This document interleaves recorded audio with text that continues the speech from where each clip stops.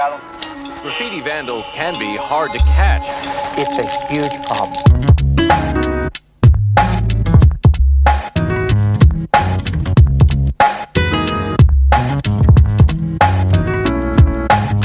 All-out war on graffiti. 2 out of every 3 cans were stolen out of your typical neighborhood store. And what happens to the kids convicted of graffiti offenses? Crime scene colon, these cold streets you patrol on. Try to get a hold on, kids strapped with growl on. Vandals born on my kid, getting chased, baited, but mostly getting shit painted. Someone wants them, either step up, run up, or shut up. LA is the gallery, the streets of New York is the gallery, the streets of Chicago is the gallery. You can go to some places in LA where there's railroad tracks and crazy ass walls, you're gonna see that art for free. You might pay for being in the wrong place. Yo, you tuning in to Eyesore Radio. Yo, we got a banger today, bro. Hey, yo, guest, state your name, where you from? Yo, what's the deal? This is Accentuate, XN28, however you want to say it, it's all the same. Let's go, bro. How you feeling, bro? Pretty good, dog. Fucking Dodgers. That's all I gotta say. Today's one of my favorite days. Day of the Dead. For those that know, you know how we do it in Los Angeles. That's right, bro. Hey, bro, it's an honor, bro. A pleasure to have you here, bro. Blessing us with your time, bro. Your presence, bro. Hey, man, it's overdue, bro. That's what's up, man. Nah, if anything, thank you guys for doing what you do, for doing it for the culture, for documenting. And I'm sure there's nothing but love that comes from you guys. And honestly, I wish you guys nothing but the best. And I'm blessed to be here, you know, with good people. Hell yeah, bro. Likewise, bro. 100%, bro. Straight up, man. Much appreciated. Yo, bro. Let's hop into this right here, bro. Want to kick it off, bro. Yeah. XN28, bro. Accentuate, bro. A sick name, bro. I'm curious, bro. How'd you come up with that one, bro? Damn, where to start, right? It took me a while, that's for sure. It wasn't overnight. It took me at least a good 10 names, right?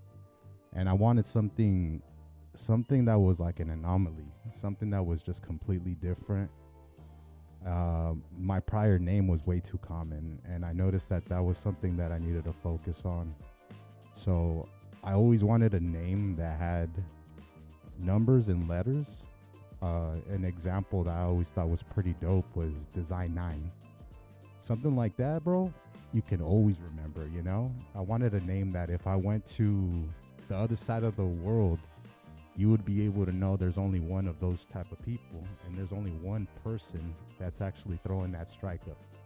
So that's kind of where I got the idea of wanting an extended name that no one had, something so unique, but also had a deep, profound meaning. Just kind of like how when I paint, I just don't want to paint something basic. I kind of want to paint something that's a little more unique and profound. When you look at it, your mind kind of wanders off, and you're probably trying to figure out, is this fool on drugs, or is he just kind of like on some other, you know, deep conscious levels and shit, bro? And that's kind of why I felt that the name was suitable for the personality. That's right, bro. Accentuate, you definitely found it, bro. Straight up. Yeah, bro. Good looking out. I tend to use like the term like art world or art scene. You know, I personally don't really use the word graffiti, but I'm curious, bro. How did you get into the art scene, bro? And when did that journey first start, man? I want to say the journey started when I was a kid. I used to be into skateboarding, and I used to draw my own decks. I'd be bored trying to, you know, draw my own decks, draw my own skating shoes, and I would draw cars. So those 3 subjects were kind of huge in my upbringing. And it's actually 3 things that I'm actually obsessed with still. And to focus more on the art perspective, I think the art aspect of it already comes embedded in me. I have my grandmother's brother. He's an illustrator for Walt Disney. So he was kind of the guy behind 101 Dalmatians, Lion King, the Jungle Book, literally like all the classics, and that's kind of where I felt like I got a lot of the artistic perspective, or at least the influence, and that kind of made me want to excel when it came to the craft. The only difference is the vandalism part is something that I get a thrill off of. That's crazy, bro. That's like the coolest like thing ever, bro. That's what's up. It was like meant to be, bro. That art is going through the family, bro. That's what's up, man. Yeah. The way I look at it is I'm representing my time frame. I'm representing my culture, my family, and I'm trying to make a direction for my kids to not have to do what I'm doing now.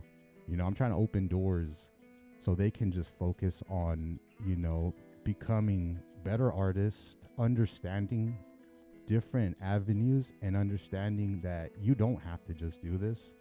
This is something that I just, I get a kick out of. I don't think it's for everyone, but it's something that I honestly use as therapy, and it's way cheaper than actually having therapy.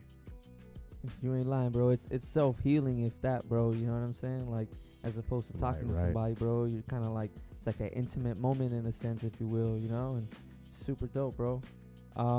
Bro, let me ask you this, bro. Do you what was the very first time you pretty much got into creating the art and just putting it out in the street, bro? Can you like talk about your very first time doing that? Yeah, of course. So the beginning of my journey, I want to say it started with one of my close homies from a local crew. Big shout outs to my boy Syed from HLC. He took me on a journey from like literally we hopped on a bus, went through all of the southeast just to go to a graff shop out in Montebello called Worksman. This shop was probably the most active shop where you can obtain tips, streaks, scribes, shirts, vinyls, like literally anything that involved with hip hop.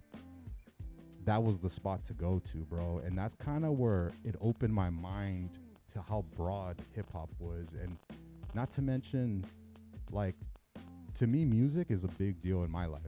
So when I connected words, messages, and the meaning behind,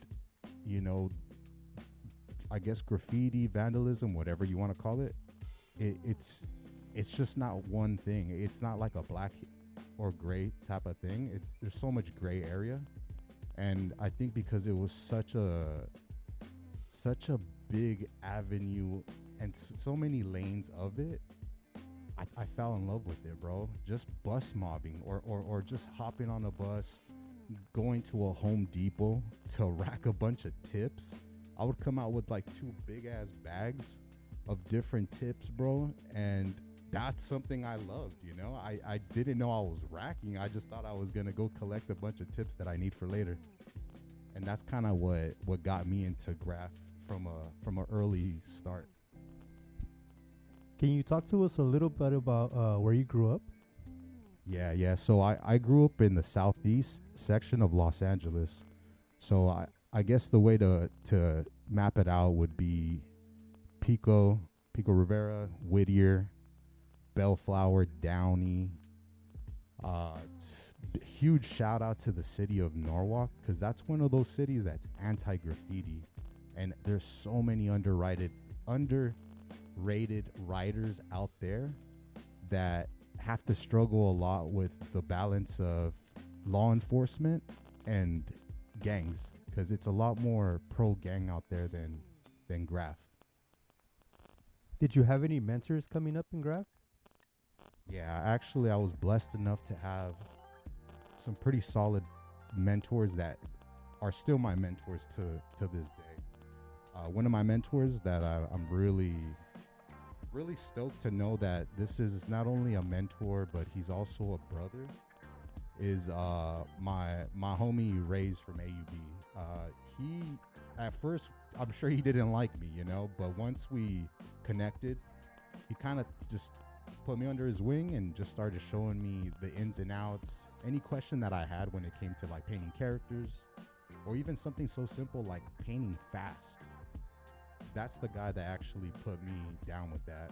Another mentor that I have is my boy Shiver from AWR MSK. That dude is like, not only is he a big bro to me, but just the fact that he found me when I was like extremely weak, did not understand the concept of colors or how to use the gradients and stuff like that.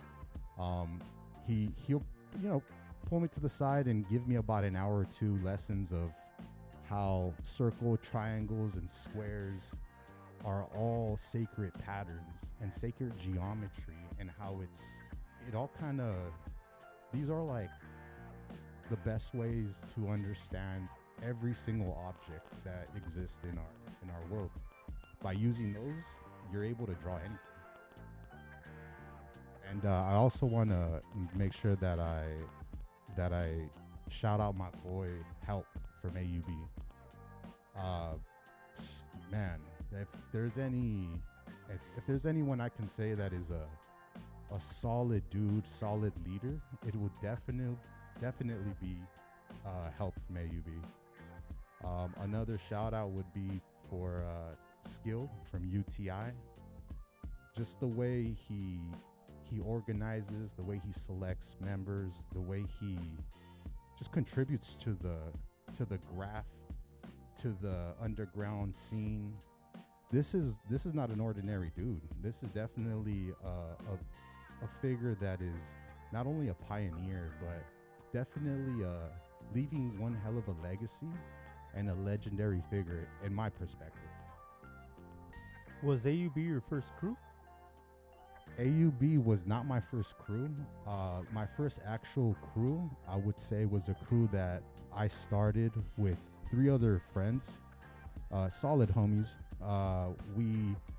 It literally came, the way it all started was basically we were getting tapped in with the freights. And for those who know about the freights, it's not something you can just hop onto. It's definitely there's a lot of I want to say there's a lot of like secret techniques. If you're not really tapped in, if you don't have a member, if you don't have a mentor, you're gonna struggle a lot. So freights are not something you can just go and hit, if you get caught doing freights, you're for sure gonna do some time for that. But we started painting freights. We started a crew called AMTRAK. And the way the AMTRAK crew started was 2 of my homies wanted to start their own team. Me and my boy Suave. Shout out to Suave from UPN. We just kind of wanted to just tap in more to freights, kind of like push walls and freeways to the side and focus on the longevity of our paint. If we're gonna apply paint and we're risking ourselves by racking or we're spending our money, we want to make sure it kind of lasts. So the way we started figuring that, this is going to go a long way is if we just keep painting freights. Yeah, we might not get the fame right away, but at least that freight is going to travel all over. And I'm a big person when it comes to marketing, advertisement, and being able to stretch your money. I guess you can call me, like un codo in Spanish. Like I don't like to spend too much, but I'd like to stretch every single can, by using roller paint, roller fills. To me, if I can make sure that freight takes off and then generates throughout the whole nation, to me that means a lot more than actually having a freeway spot that gets buffed in 2 days. But so yeah, we started this crew. There was everyone knew that they wanted to start a crew, but they didn't know what kind of letters, or they didn't even know what kind of acronym. So we were painting one of the local yards, and right behind us the Amtrak was jetting. And it's at least going about 70 to 75 miles per hour. And that's when it kind of hit me. I turned around, I looked at the Amtrak, and I seen like a shooting star. So to me, that was an indicator, and I'm huge on symbolism. And that's when it kind of hit me, like all my techniques revolve around killing. And that was an acronym that just stayed in my head throughout the whole day and just kept echoing and echoing. And I brought it up. I brought it up to my boy Suave. I brought it up to my homie Chloe, aka CeeLo. And at the time, my homie fucking 905. And we all just decided, let's go ahead and push this. The inspiration really came from a crew out in Atlanta or in Georgia called Network Crew. Those guys, if you don't know about them, look them up. These guys are freight killers, and they've been.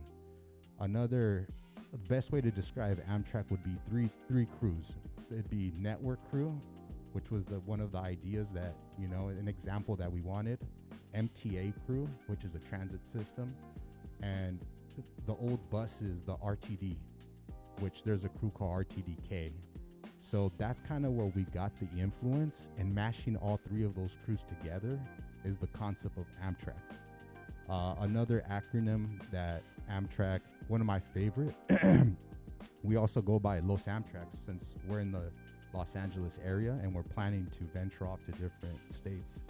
So our chapter being LA, we decided to adapt Los Amtraks, and the acronym behind that is basically something simple where it's we wanted Los Angeles incorporated to what we do, where we're from, kind of what we represent, and in a sense that's our culture. So to us, styles and secrecy is a huge deal. So leaving only sacred art mastered through rare and kept secrecy, those are the acronyms that state Los Amtraks.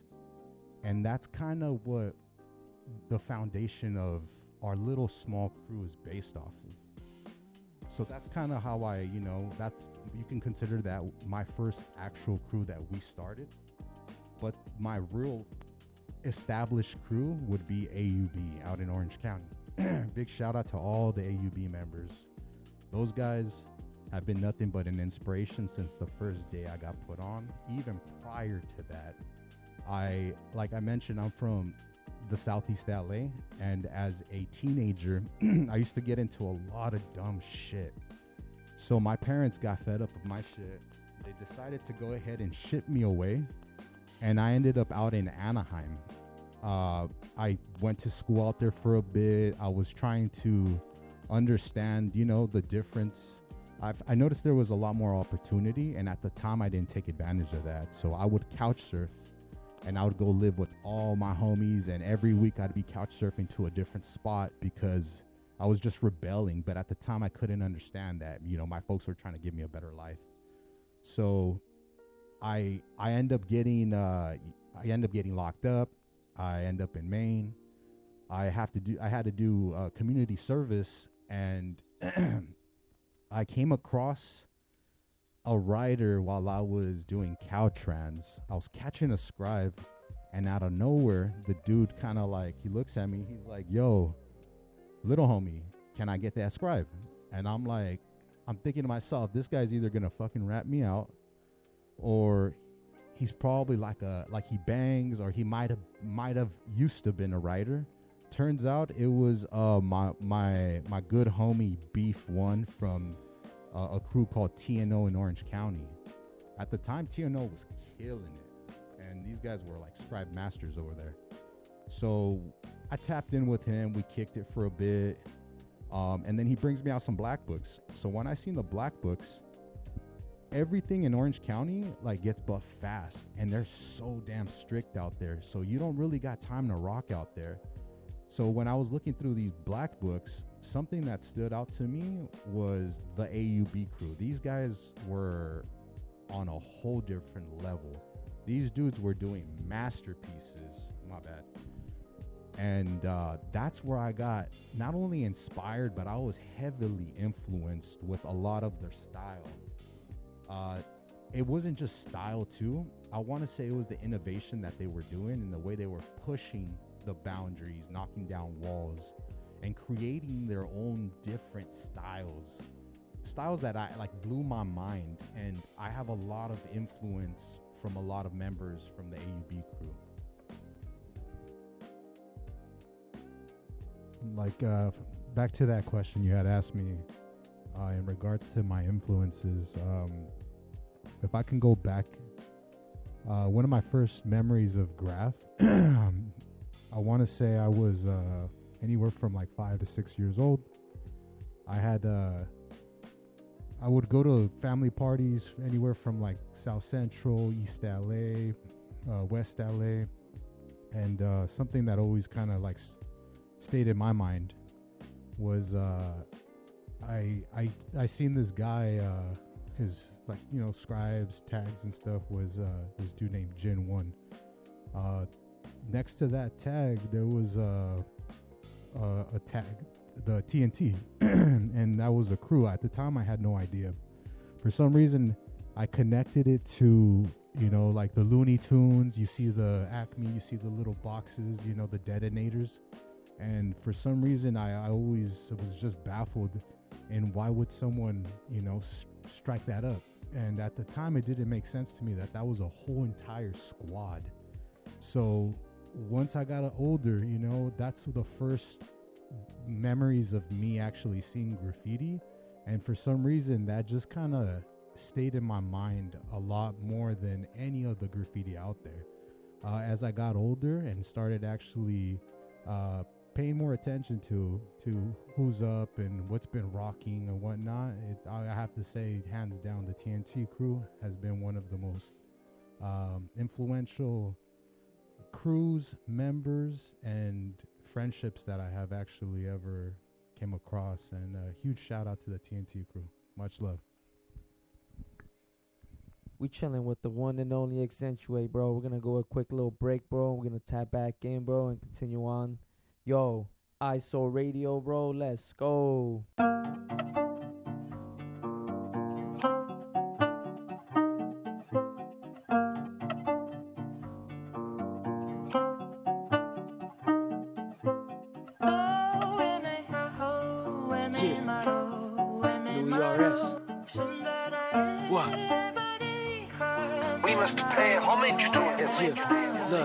Yo, they telling me, they sell to me, they leasing for me to buy it. Believe in the violence, see through the silence. Bleed for the cause, never mind us. They ain't like us, they don't talk like us. They don't know we are renegades. With the end of the day, discussions private, reserved for the function, off for the faded ways. They playing games, the same shit, don't matter. Say eyes, a big difference. All my shit is crafted. You plug in, you ask for help, you mad as hell, you a faggot. Got no style, no one throws you up, you on repeat like a has-been. Take your words as a porta potty, your notepads for origami. Your whole life a boring hobby, you a weirdo in a stolen lobby. It's your sound, you bid it probably. It's your town, but no one's in it chillin'. SoCal, everybody's killing. SoCal, everybody's winning. SoCal, the fuck is you tripping? SoCal, wrong souls living. Slow down, never mind if you dissing. Oh well, you tried but you didn't. Go down and begin the transition from having a mission to comfy position. Fuck is you kidding? Think you got this XP? Thinking you far next to me? Feeling this false narrative? Thinking you everything? Okay. You can't rap when we take your time. I might have some fuel to the rage. Write it down, then record the lion. Use a clown in pain. Fire rounds, not cut that noise. Features, better pay them boys. Creatures from out them hills. Big money, them fake ass deals. Who can relate to a lame? They don't fuck with you. No love for you. No big dog, no shout out. No reason to hit you up now. So quiet down to get wiped out. Get mopped up or get smacked down. You can choose a path, go and do the math. First concrete, infuse in my hands. Heavy punches from this little man. Chop down these forest trees. Ain't no thing of controlling machines. They rolling with me. Suppose that we beef. Fuck forever, whenever but peace. Centered attention is all that you need. Nothing but riches and wishes like bitches. Materialistic items. It's hope improvement documentary. How I always find it. Ain't gotta fight it. You can't hide it. But something positive. See if you bite it. Biatch.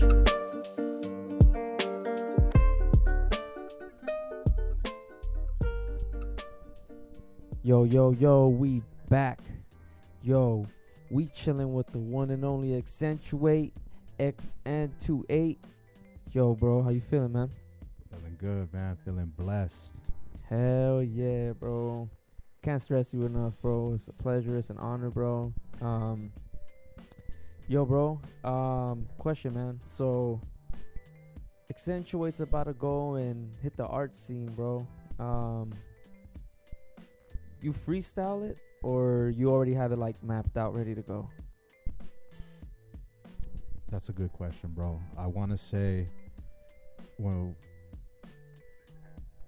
it's good to have a sketch, right? Because at least you have some kind of, you have a direction of where you're going to start, where you're going to end, and where you fucked up, right?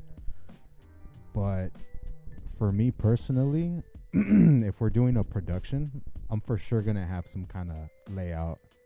If I'm going to do a character, I kind of want to have that I want to have that memory where I kind of know what line goes where, how far apart is the nose from the eyes, and how far the letters should be from the character. And to answer your question, I do sketch, and I do create some kind of layout or outline for what needs to be executed. But I do have those days where I call them like freedom style days. And what I mean by that, I'll have a ton of scrap paint, and I'm normally terrible with colors, bro. I'm not too good with like color gradients and stuff. But where I try to expand my horizons when it comes to colors is when I use a bunch of scrap colors, and those same scrap colors I buy full colors, like full can colors, and I just start throwing on music, and I start experimenting is the best way that I can explain it. I can't say it always comes out perfect, and I can't say the exact layout that I thought in my head will come out. Sometimes it's worse, sometimes it's actually way better. But the whole point is that you want to experiment when it comes to your mind and your creativity, because you start tapping in with some kind of consciousness that you don't even realize that you have within you. And back to answering your question, I do both. And I think it's healthy to do both, because at the end of the day, this is kind of our outlet.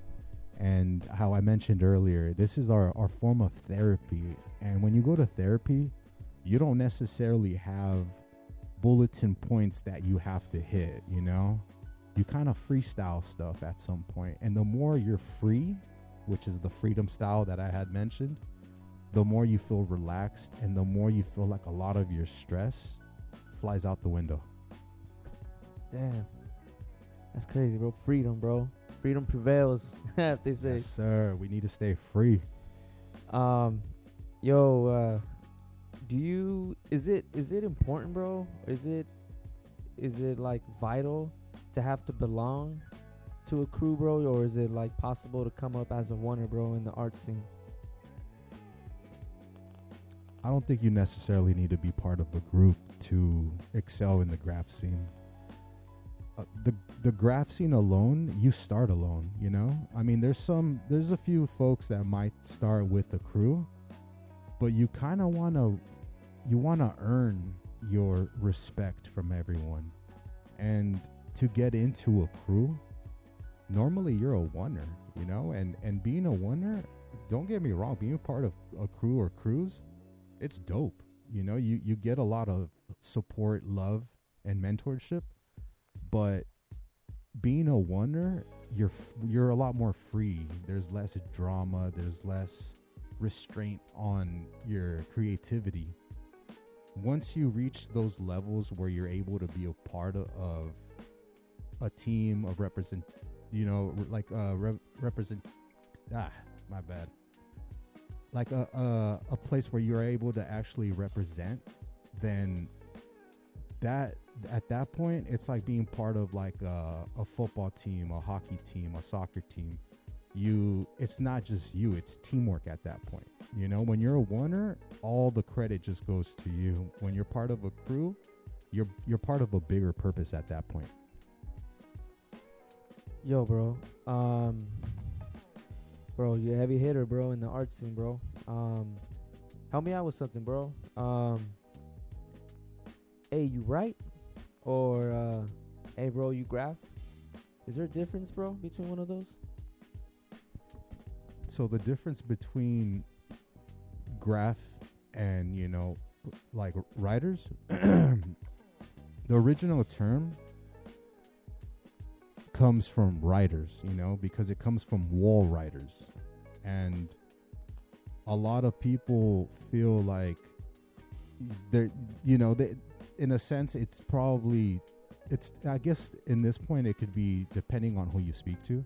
For me personally, I feel like if you're a writer, you can be, just a writer. Or people could label you as a tagger. So those two words, they can symbolize two different things, right? Being a tagger has like a negative stigma to it. Being a writer, you can be a regular writer, or you can actually be something that we consider a style writer. You could be a freight writer, or you could just plain and simple just be, doing handwriting. But I think graff, or the word graffiti, has like a negative taint to it. And I feel like it comes from law enforcement, where if you get prosecuted, the word graffiti sounds a lot more intense, I think an example that I can give you would be, you sock someone, right, in the face, or you get in a fight. When you go to court, someone's probably going to use, assault with a deadly weapon, or you're going to, assault and battery, or, just the way they describe it sounds a lot more intense. And that's why I feel like the word vandalism, it's like a lot of us will get confused when a property manager would state, he vandalized my whole entire building. When someone that has just started in the game would be confused, thinking like, I just caught a tag, and the tag probably matches the color of the building. So in court, that's actually gonna benefit the property manager to win the case. So that's where graffiti and writing is a little bit different. The reason why people, hit you up is because they want to just know, what is your alias. I feel like one of the terms that is not used as much is the word strike up. And that's the term where you catch a tag, you go up and you strike your name up, or you strike your crew up. And basically we're just writing, we're all just writers. We're wall writers, freight writers. So I preferably like the term writer, because especially the word, the term style writers. That to me is a very important term that people kind of overlook, or have no knowledge behind it. In graffiti, what do you think is more important, quality or quantity? I think both. Depending who you ask, it's all about opinion. But for me personally, it's cool to be just like a really good catcher, or be a really good first baseman, or be a good outfielder, right? But think about the value of that player when he is good or masters every single position. Now we're talking about someone that's an MVP, someone that's all around. It's the same thing with like skateboarding. You could be good at vert, or you could be good at street, or you could be a killer all around. So it's depending on who you ask. But for me personally, I try to fill in the blanks to all the avenues. And if I'm weak at something, that's where I focus most of my time on. How was your experience painting the graffiti towers in LA? So to me, the towers was just another spot, bro. It was just another bando to me. There was really nothing special about it besides it being right next to the Lakers stadium. Like, it being next to the stadium that I've always dreamed of painting next to. It was definitely an experience that I can never, ever replay again, I didn't think it was going to blow up the way it blew up. I actually had no clue. I thought it was only going to rock for about a week. And once I found out that it rocked for a month, that to me was I was more than blessed to have that, you know. Especially here in, you know, Los Angeles. Not everything rocks, you know. Our system, when it comes to the buffing, they're on it. And just to have a piece to rock for 2 days, we're happy, you know. But the Towers was definitely something very iconic, and most of us did not realize that it would be part of history, you know. In this situation, when I actually went with, I went twice. I went with my boy, Humix from UPN Amtrak. And the second time I dropped an AUB at the biggest tower with the homie Rays from AUB. But both experiences were intense, bro. It was basically like, prior to going, I already knew if I go, I'm going to get caught, you know? And I just have to accept that, because otherwise I'd be very hesitant. I might not even be able to get in. We seen, I don't know, out of like 50 people, only 10 people were able to get in. And then another 20 minutes will pass by. And out of another 50 that are trying to get in, only like another 10, you know, would go in. And the way that the towers are laid out, it's kind of like a big maze, bro. Once you're in there, you have to figure out how to just get onto the tower that you're looking for. If you take one wrong turn, bro, you're going to end up underground in a parking lot. Or you might get caught by security, or, you know, I think they had sensors. And the way I describe it to a lot of folks is it was kind of like playing a video game and getting to the last level where you have to defeat the boss, you know. And now you're like in an arena where you're like, you know, 26 feet high off the ground with the neon lights and the ambience kind of projecting this feeling of like dominance almost, you know. Like, I felt that there was a lot of power in us as, you know, riders to be able to dominate such a huge building in unison. All of us, you know, it wasn't one of us that did it. It was every single person that's on there that created one huge masterpiece of an artwork. And I think the risk just to get in there was a thrill.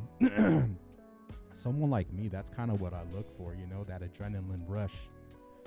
And that was just half the battle, though. Going down and not getting caught, and then exiting and not getting rolled, even though you have about 10, you know, cops on every single end of every single exit. You basically had to wait for people to get rolled, and that was your time to split. So what would you say is like the craziest spot that you've caught then? The craziest spot that I've caught before, honestly, I want to say it might have just been the towers, bro. Like, I've caught some sketchy ass spots in my life, but the towers was definitely one where I just accepted getting rolled, you know. And with that mindset, it kind of would calm my nerves, and it kind of just came down to an understanding that, you know what, this is what I am doing. I realize what I'm doing, and it is what it is, bro. Well, whatever comes my way, then I'm just going to have to deal with it. But if I go with a scared mindset, I'm not going to be able to relax. I'm going to kind of create a bad environment. And that's kind of when you get when you get rolled, you know. You go with the negative mindset, negative stuff's going to happen. If you go with the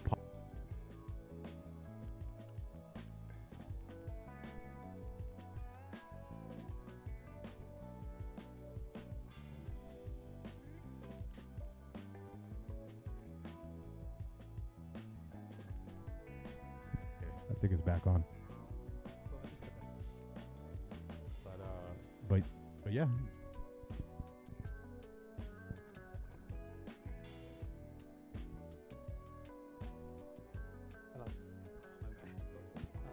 Cut. I'm just gonna cut this little piece. Oh yeah. Have you ever had like any crazy run-ins with the police? Yeah, I've had my share. I can't say that that I'm like proud of any of the run-ins, but I could definitely say that I've learned from each experience, and I don't recommend it, you know? Like I don't think it's something that I should idolize, you know, but I definitely have more stories than I should, and I'm really blessed to be able to, you know, be here and speak about it, you know. I'm not going to say all my stories because, you know, a lot of them are I'll be incriminating myself, but I can share with, like, you know, with you guys 2 stories that I consider one of my favorites. The first story I would probably highlight would be I was painting a freight, you know, in one of the local yards that we normally always go to. Since we've been painting those yards for years. To me, I just felt very comfortable there, and I think that's my number one fuck up is when you get too comfortable, you put your guard down, and that's when, you know, things could just come out of left field. So that's definitely a life lesson where I always got to stay cautious. There was a raid, and I wasn't too aware of the raid, bro. So like I was telling you, to me, I'm just, you know, calm, painting, doing the usual, as you could say. And I get to a point where I'm about to finish, and I turn and I look towards my left, I look towards my right, and I see that, you know, you got law enforcement kind of, you know, caving us in. And I wasn't the only one there. It was actually pretty active. I'm talking about there's probably like 20 people there.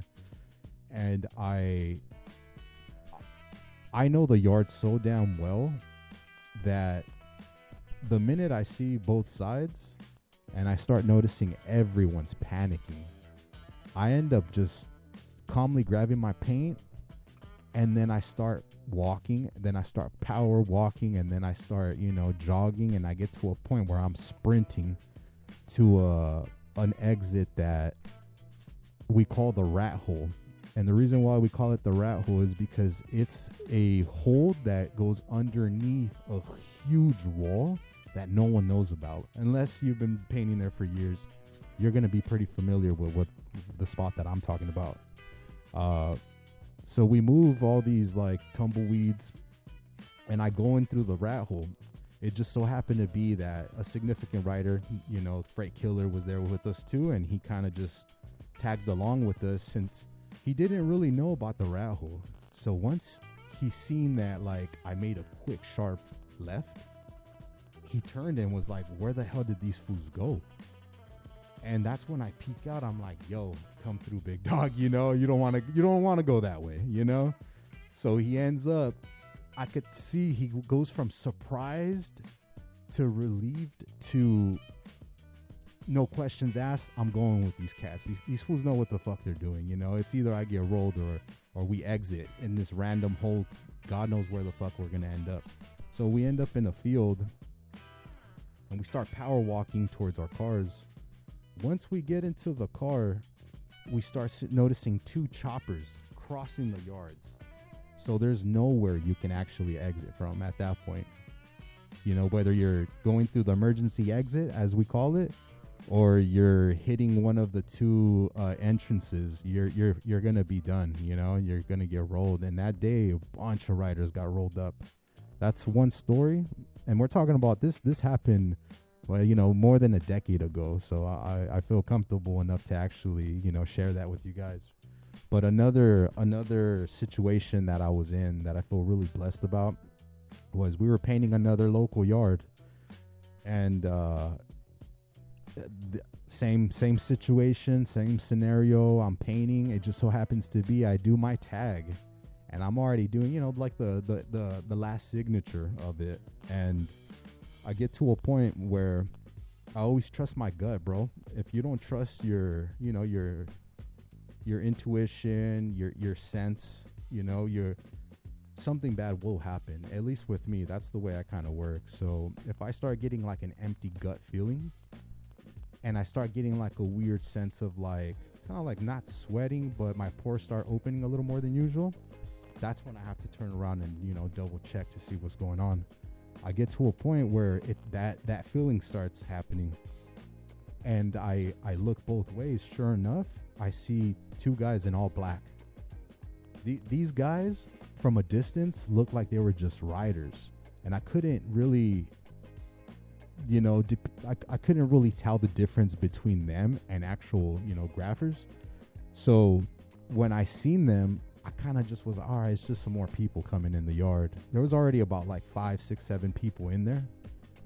And because of these guys that were painting the more burnt side of the tracks, the cops passed by and they seen them, they called it in, and that's when another raid happened. And these raids, bro, we're talking about like anywhere from 5, you know, cop cars. This one was actually 20 cop cars, and you know, 2 choppers again. And when I seen, you know, when I seen the dudes in all black, I obviously I was like, oh, it's time for me to, you know, grab my shit and dip. So I grab my stuff, I start walking away, and they try to talk to me from a distance. We're talking about at least about 8 trains, so they're screaming for me to, you know, turn around and react to whatever they're asking me. And all I can hear is, oh, don't worry about it, you know, we're not you know, freight police. I don't care what kind of police you are, I'm not gonna stick around, you feel me? I ended up just backing up, and as I'm walking back, I turn and I just go from, you know, power walking to sprinting to full blown just running. And all I can hear is, don't worry, our partner is at the opposite end of the trains as well, so you're not going anywhere. All I can do is hear that voice echo as I'm running, as I'm trying to maintain my stamina, so I'm not trying to burn out, you know, not yet at least. I'm trying to make sure that I gain enough energy in case of an emergency where I'm gonna have to just full blown just give it my all. And I'm a natural athlete, so I kind of know how to balance, you know, the energy that I have in me.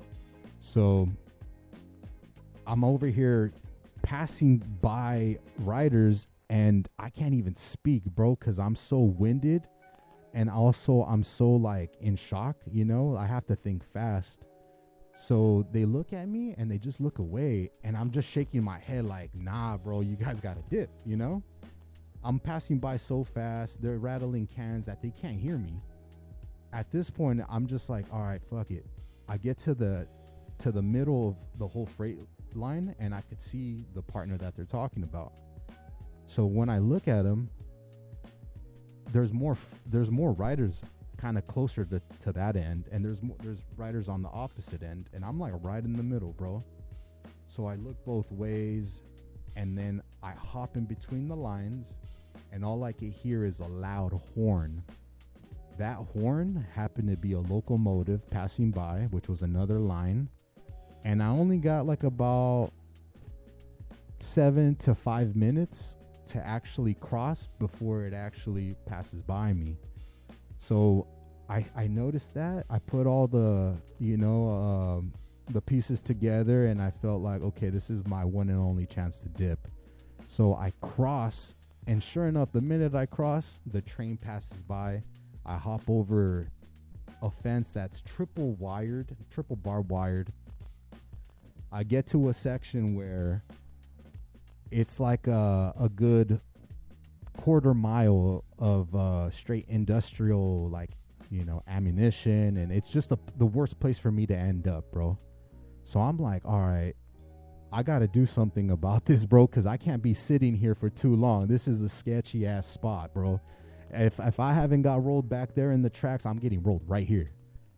So I literally, you know, kind of like maneuver my way out, and I have to climb a fence that has a fence on top of a fence that has another fence with more barbed wire. So I'm like, all right, dude, at this point, I'm pretty gassed out, bro. Like I'm almost ready to tap out, bro. So I just kind of, you know, do some breathing exercises, And we're talking about all in a matter of seconds, too. I start climbing that huge fence. I hop over, and like, you gotta, if for those who know, if you're climbing through barbed wire, that shit will slice you up, bro. So I gotta figure out a way to kind of, maneuver my way through the barbed wire and then slide all the way down a bunch of fence that are stacked on top of each other. Once I get down, I see 2 helicopters kind of like, crossing each other, like literally in a X. And I end up in an apartment, and a lady, I got sliced up because of the barbed wire, and a lady tells me, like, what happened to you? Did you get assaulted? So for me, I was like, assaulted? Yeah, that's exactly what happened. I got assaulted, someone came with a knife and they tried to jab me up. I was like, is there any way you can take me to, the local bus station or the local bus stop? And she's like, yeah, the fact that I know Spanish, that's kind of what got me out of the situation. If I wouldn't have, known how to communicate, the lady wouldn't have cared for me, but the fact that I was able to communicate and I'm blessed enough to, be bilingual, I was able to ask if she can drop me off at a certain location. So as we're passing by, we have to cross to where the location is. So I'm actually in a car looking at everyone getting rolled. Everyone's getting hemmed up, getting put into the cop cars. I counted, no lie, bro, 20 cop cars right there, bro. And as I look, I try to look away, and I think that's where the lady turns, and she's like, I've never seen so many cops in this area in my life. And I'm trying to pretend like I didn't notice, but it's kind of hard not to notice, right? So I'm like, oh, yeah, wow, there's a lot, And she's like, wait a minute. That's when she put one and one together. She's like, do you have something to do with this? I'm like, nope. So, all right, good enough for me, So she drops me off. The lady was so nice that she gave me like $10, bro, so I can hop on the bus. So the next day, I go straight to her house and I give her $100 bill. And I thanked her for, doing me a huge favor. I don't think the lady understood how big of a favor she was doing for me, And I guess those are 2 stories that I can, share at the moment, bro. I hope I answered the question. Yo, bro. OG, bro, of the game. Definitely, bro. You put in your work. Now, from your point of view, bro, because it's safe to assume, bro, that, you're still new to this social media game, bro, and already dabbling with it, bro. Do you feel like social media helps the art scene, bro, or do you think it's a bad thing, bro? I personally can't really speak about social media too much. I just got, an IG in like the past 2 months, bro. I don't really know much of it, bro. Like I can't say whether it's a good thing, whether it's a bad thing. I just know that it's a form where you're able to market yourself a lot, You're able to, it's probably the best way to advertise your art. And what I like about it is you're able to connect. Without me having a social media, I didn't have one for 11 years. And like I said, I just 2 months ago is when I got mine, and I was able to connect with you guys. So that's kind of the plus of being able to be tapped in with the internet. You're able to expand and reach others that you might not be able to without one. And I'm able to talk to anyone from Arizona, Canada, and I've been recently talking to a lot of freight riders in Europe, and I'm planning to take a trip out there so I can, maybe execute a couple of those subways out there. That's always been one of my dreams. So, I'll keep you guys tapped in with that too. Hell yeah, bro. Yo, man. Can you name like some of the biggest inspirations, bro, or writers that you looked up to, man, coming up? Yeah, of course, man. A lot of my inspiration believe it or not, they come from my two crews. You know, I have someone who I definitely am extremely inspired by is my OG homie Pops from LSD. Also someone who I feel like pushes the boundary to a whole nother level. Like I mentioned earlier, is Skill from UTI. I've always looked up to Snap UTI. To be honest with you, everyone from AUB, everyone from UTI, literally every single member is who inspires me back then and now. And I'm pretty sure I will be inspired even in the future by the same individuals. You know, those are really, to me, it's not only is it a main focus point to know that I'm kind of in the same circles as the people that I already idolized as a kid. So when I say this, I really do mean it. I'm living my dream at the moment, and I don't think I've had any better years than the years that I'm living now and the years that I'm going to create in the future. Damn, that's so dope, bro. Not that many people, bro, either get to live to say that, bro, or be able to experience that, bro. You know, it's so dope, man.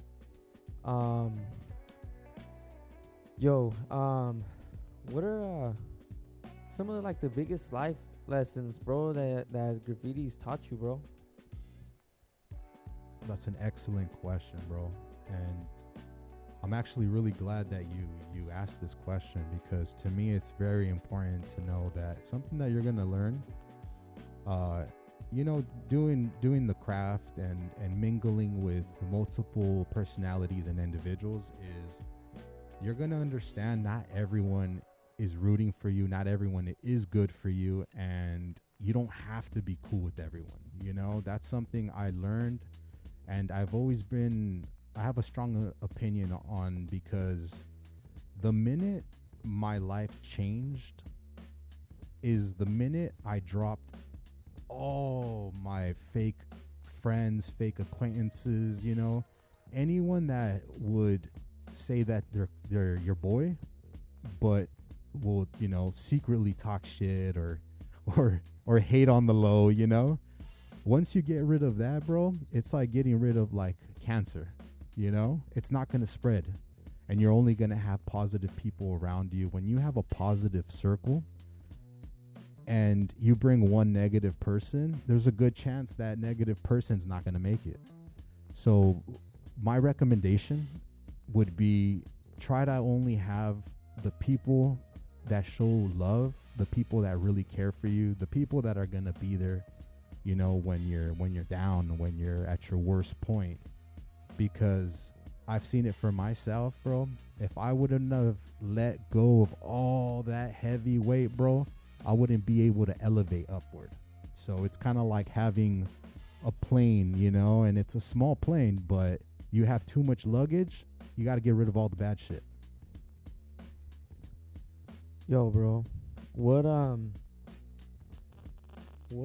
would you say, bro, keeps you motivated to keep creating, man? I think my main motivation, and I have to emphasize on my main motivation, is my family, my friends, my peers, the culture. I think contributing to the culture and being able to learn from the greats and knowing my history and being able to at some point pass on to, you know, the younger generation. It kind of struck me when you mentioned OG, because I don't consider myself an OG whatsoever. I actually feel like the OGs, there's so many of them, and they're all coming back, you know. And when I hang out with, you know, people that are what I consider like OGs, I feel like I'm a freshman in high school, bro. And I'm never gonna stop learning, bro, because I'm so addicted to wanting to elevate and to learn. And my main focus is knowledge, bro. I feel like that's something that makes me thrive, not only in graph, not only in style, not only in the daily, but I feel like just in general in life, whether it's my career, whether it's my personality, whether it's just being a good person overall, well-rounded is the best way for me to be able to describe it. Would you say graffiti got you out of trouble or got you into trouble? No, man. Most definitely graffiti got me out of trouble. Graffiti got me... if it wasn't for graffiti, bro, I would probably be gang banging, doing dumb shit, and for sure I'd be locked up, I'd be doing some catching cases, but you just never know, bro. And to me, I'm really blessed that I took a whole different avenue. When I first started writing, I sucked, bro, and I feel like I still am not good, but I couldn't even draw. I couldn't draw much, so the fact that the people that I used to secretly steal their letters, I'm part of their crew now, and it's really cool to see that now I'm painting alongside the people that I used to idolize. So I feel like depending on your perspective, depending on how you take that approach, it could either be a good thing, or it can definitely be something that will ruin your life. How did your journey with UTI come about? So my journey with the Under the Influence crew was kind of the most organic relationship that I've had. It wasn't something planned. I've never thought I would ever be a part of that crew. To me, when I think of UTI, I think about style masters. I think about mural masters, and I feel like it's not only LA, but I think it's worldwide that UTI has a significant presence. And the fact that I was able just to be around the same circles, I was cool with that, but when I got blessed and I was able to rock, with triple OG, quadruple OG skill, and I got to rock with a couple of my, my good solid homies that are also from AUB. That's kind of how I got connected. Some of my AUB homies got put on UTI, and they kind of brought it to my attention, but to me, I thought it was just something way too far. Like, I'm not good enough for that, That's, maybe they are, for sure they are, but not me in particular. So I felt like they believed in me more than I believed in myself. And finally, when I was able to link up with, UTI members, it was probably one of the most organic connections that I have ever had, where love was reciprocated throughout the whole team. And I felt like the same love that I had for everyone was the same love that I was getting in return.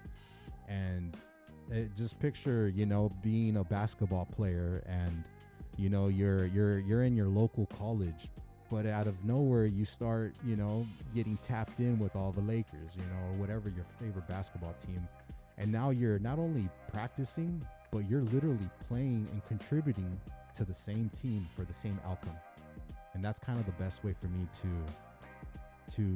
share what the UTI crew means to me, as a writer, as an individual, and as a fan. Have you ever painted outside the States? Yeah, I've painted outside the States for sure. I make it a priority for me to expand. I hopped on the Amtrak and started hitting different states, bro.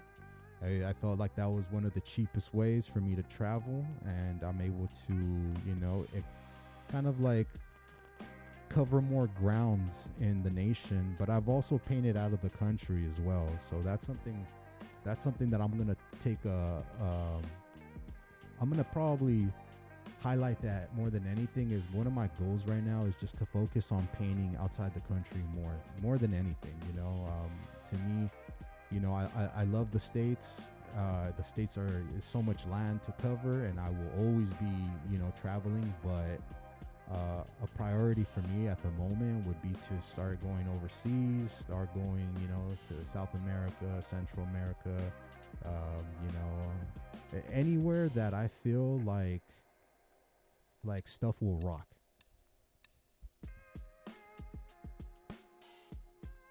Have you ever, do you ever see yourself stopping? I've tried to stop before, bro. I stopped for about 5 years, and that's kind of when I noticed that this is my niche, man. This is kind of what makes me happy. I've lost a lot of relationships, with my hobbies, but I've also understood that, there's things that make me happy, and that doesn't necessarily mean that it's going to make my partner happy in a sense. So that's why I focused on getting a partner that actually focuses on, either I don't want her to go painting. I don't actually like, dating women that are writers, but at least someone that kind of understands the joy that it brings me to go out, I'm not, someone that's hard to please. I really, as long as I go paint, I'm happy, and I'm very understanding. So I kind of expect that, the same type of mindset when it comes to a partner. Yo, brother, you got any shout outs, man? Yeah. Huge shout out to Jetch and Jules. I love you guys. Those are my boys. And I just wanted to, huge shout out to my boys Znad from TNO, the homie Inks from NOW, the whole AUB crew, everyone in UTI, and of course, the Amtrak crew, mad love, mad respect, and you know what it is. Yo, bro, Accentuate, XN28, bro. Dog, you blessed us with this one, bro. Thank you, bro, for your time, bro, your presence, bro, your words, man, your stories, bro. Crazy banger, bro. Thank you so much, man. Nah, man. If anything, thank you guys for, taking your time and putting, the effort, and in a way you guys are supporting us and they're supporting the culture. So I love the fact that you guys are documenting this. And you guys are, giving people's voice that haven't been heard. So to me, that's really important, much love and respect. Voice of the underground, bro, most definitely, man. Yo, we chopping it up with the one and only big OG Accent28, Accentuate, bro. Chilling here at Eyesore Radio, bro. This episode was brought to you by Santo Paso, bro. Hood Vandals. Yo, we in here, man. Let's go. Yay. Yo, what up? Yo, don't ever forget. Them chains go on you, bro, don't mean shit. Sometimes it's difficult to break them chains, especially when that shit got you. You always gotta remember, if that shit ain't physically hurting you, if it's physically not attacking you, pay no fucking mind to it. Cause at the end of the day, you're able to move freely. Don't let nothing play no mind games with you. Don't let nothing be in control of how you feel, how you act, how you move on a day-to-day. Fuck all that. Be true to yourself. Manifest that environment. Manifest that environment that you feel like you deserve. Once you learn how to be true to yourself, and once you learn how to truly love yourself, that shit'll really outweigh all that negativity. When shit no longer feels like home, let that shit go. If something doesn't feel right, you gotta step outside the box and look at it from the outside in to truly see what it is that you really do deserve, Something that fucks with you will fuck with you no matter what. Fight for the right reasons. And don't ever force shit to happen. Chin up, smile. Be happy. Shit is mad contagious. Yo, Eyesore Radio, Louis Talk, baby, what's up?